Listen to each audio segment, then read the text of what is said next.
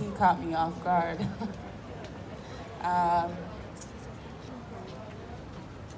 I wasn't intending to say anything at this. I first of all want to thank our relatives for coming out and sharing song and medicine with us, and our continued efforts to see our struggle for liberation be united for Native sovereignty and Black liberation.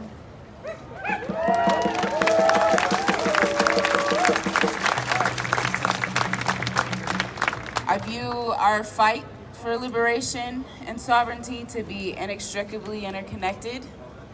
There is one oppressor.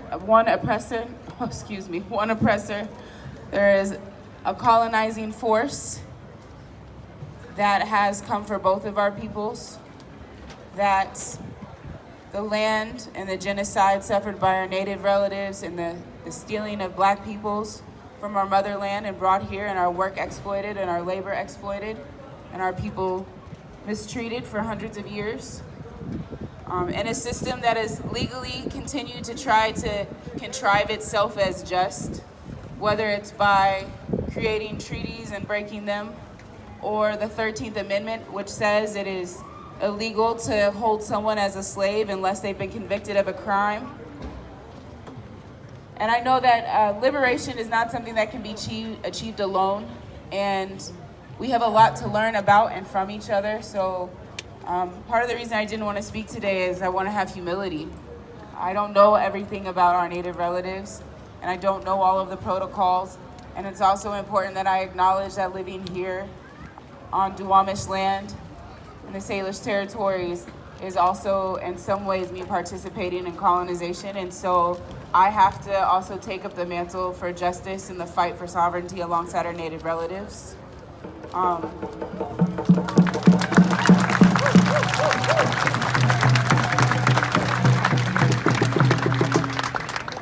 And it's also my desire to see our Native relatives partner with the Black and African diaspora, knowing that anti-Blackness is very real here in the United States on Turtle Island, that it is very real across the globe, and that our two communities, if we're going to see ourselves liberated and sovereign and free, have to find ways to partner, to unify, to have aligned goals, even if we don't always fight the same way. I don't believe we always have to fight the same way, as long as we have the same vision, as long as we have accountability, transparency, and willingness to be in communication and dialogue. I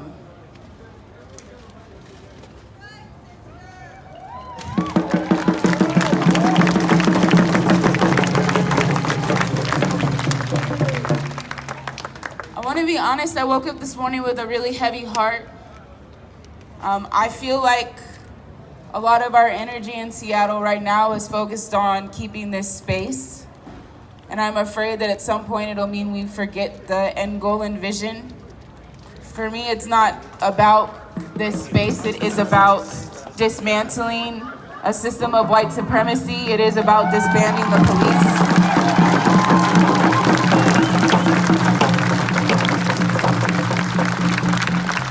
I see a lot of people coming out here as if it's kind of like a tourist expedition, to take pictures and say they went to the Chaz. And that's not about Black lives or Native sovereignty.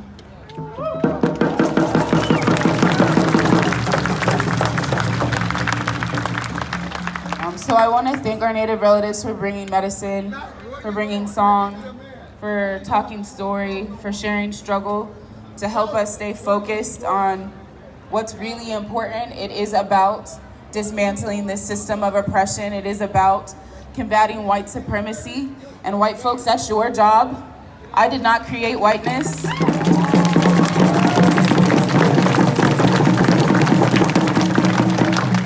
It's about disrupting and dismantling racialized capitalism, which is sought to exploit and steal the land. It's why our Native relatives are having to fight for clean water, to protect us, to have clean water across the globe.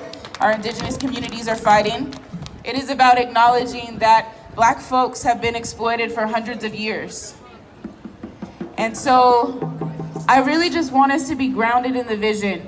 The first step I feel like right now is to defund the police, to invest in community-based public safety and public health, and to free all protesters.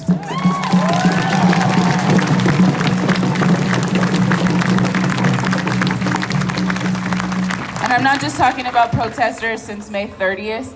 Y'all, there are political prisoners from both the Native and Black communities that are still being held in chains because they stood up against this oppressive system.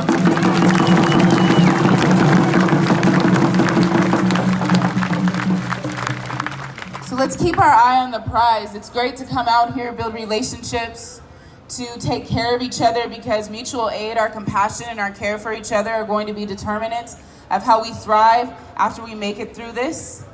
But also just remembering there's work to do.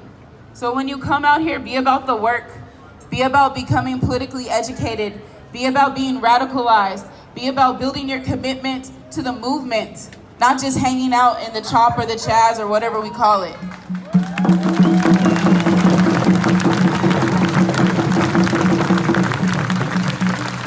Please don't listen to these family stories and go back home and think a post on Instagram is enough. Please.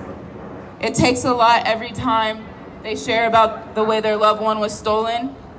It takes a lot to give this good medicine to community. And so the least that we can do is find ways to actually be involved in the movement, to stand up beyond the social media post. So in a few weeks, there's going to be opportunities to go before the Seattle City Council. The mayor is not the only person who can decide to defund the police. The city council can too. There are 9 seats, 9 people there, who, as we move into this budget process for 6 weeks for the 2020 budget, can decide to defund the police by 50%. And as soon as that budget cycle ends, they'll move into the next cycle where they will decide whether or not they'll defund the police. We need to show up at council. We need to show up for public comment. We need to be rallying our comrades, our allies, our accomplices to be showing up. And then we need to be taking care of each other. That's significant, it matters, because when we get rid of the police, there's still going to be harms to address. We're human. We hurt each other, we make choices. And so it'll be our responsibility to establish a system that responds when couples need assistance, or when young people are in fights, or when a teacher makes the wrong decision. How are we going to band together to build a restorative and transformative system that we want to see happen? How are we going to make sure the Bike Brigade can continue their work to keep us safe in the streets? How are we going to support programs like Community Passageways, Creative Justice, Choose 180, Be Safe Bros, Corner Greeters, Rainier Beach Action Coalition, Africa Town? These are all organizations created for us, by us.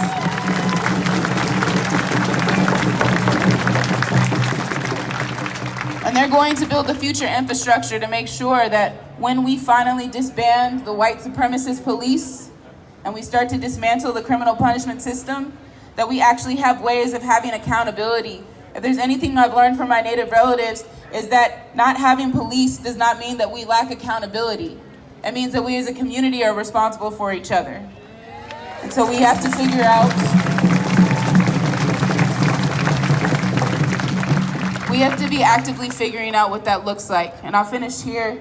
Aaron Dixon, who was the leader of the Black Panther Party here in Seattle, told me that as much as important as dismantling it is, building is way more important. We should be spending 25% of our time dismantling the system and 75% building the world we want to see.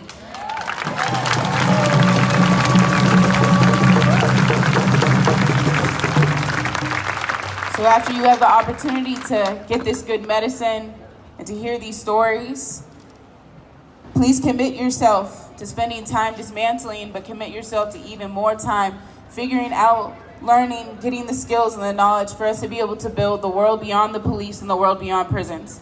Thank you.